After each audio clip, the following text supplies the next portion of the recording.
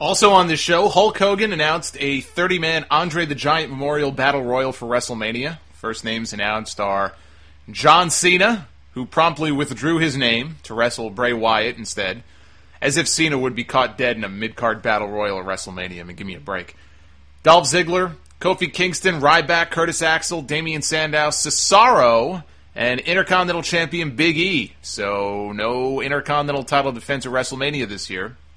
Last defense on the main card was 28 in Miami. Last year it was on the pre-show. Before that, we had that stretch of like 7 or 8 WrestleManias without an Intercontinental title defense. It's just how it is now. Cesaro kind of surprises me since I figured they would do him and Jack Swagger in a singles match. I mean, I guess they still could, but I don't think anybody is pulling double duty on that show except for Bryan. I didn't see Cesaro listed on the WWE.com listing for this match, but they inserted an interview with him on the German feed, I guess, of this week's Raw, or one of the shows this week that aired overseas. They had an interview with him talking about the Battle Royal, so they should officially announce it this week, and maybe when they do, Swagger will toss his name in there as well. Hogan and Cena, and by the way, just to go back to the Battle Royal for a second, if Alexander Rusev is in this Battle Royal, he's my pick to win. I don't know if he'll be in it. I still don't understand why they even had him in the Royal Rumble in the first place, because they've been doing this thing for weeks now where Lana comes out and she says, Nemanja, and he comes out and he stands on this podium and he talks in Bulgarian, and so they're building to his debut. Why put the guy in the Royal Rumble in the first place, especially when he wasn't going to win?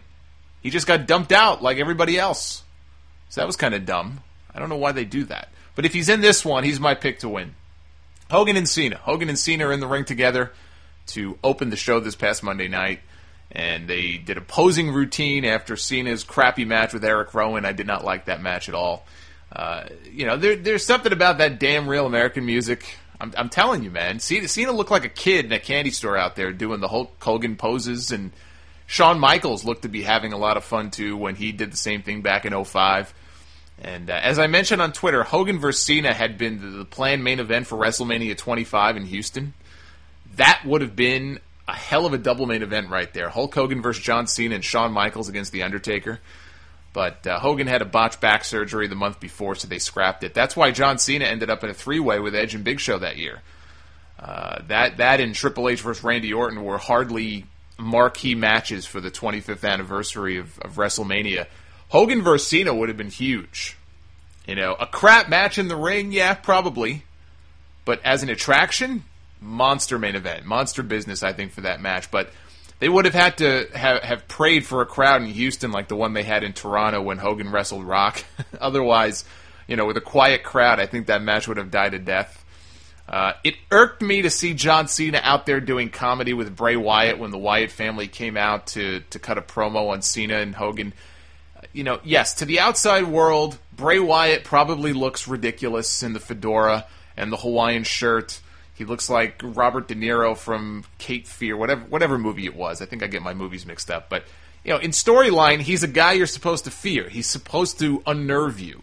It's hard to maintain that vibe when you've got John Cena out there doing basically what he did was a poor man's version of Rock and Austin, singing Margaritaville, which Rock and Austin did like 12 years ago on Raw. And I remember that, too, because that was the go-home Raw to the Survivor Series. That was the big Team WWF against the Alliance main event, and the go-home segment on Raw to that pay-per-view was Rock and Austin, who were on opposing teams, in the ring together singing, which is really stupid. I mean, maybe it was a fun segment to go back and look at, but you got to admit, that was pretty fucking stupid for that to be the final image people had before, this big payoff at Survivor Series where Team WWF is fighting for its very existence, and these guys are in the ring singing songs.